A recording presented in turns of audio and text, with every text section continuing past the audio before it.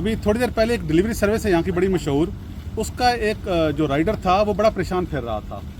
तो मैंने उससे पूछा कि भाई क्यों परेशान हो, काफ़ी देर को 15-20 मिनट इधर उधर फिरता रहा है। तो कहता है सर किसी ने ऑर्डर किया था और लोकेशन वहाँ बाहर पार्किंग की डाली है और यहाँ फैमिली बैठी हुई है, हम काफ़ी आगे हैं, कुछ 10-15 मिनट जो है वो वॉक करके आनी पड़ती है। तो यहाँ पर वो ढूंढ रहे हैं फैमिली कहाँ बैठी है, उसको मिल नहीं रही है। कहता है मुझे 20-25 मिनट हो गए हैं ढूंढते हुए, अब अगला ऑर्डर भी लेट हो रहा है। अगर मैं वक्त पर ऑर्डर ना पहुँचाऊँ और वो कंप्लेन कर दें तो 3 दिन के लिए वो मेरी बंद कर देंगे, जॉब बंद कर देंगे, सर्विसेज बंद कर देंगे। अब सर्विस जब बंद करेंगे तो वो 3 दिन की इनकम नहीं होगी। अब वो तकरीबन रोने वाला हो गया था।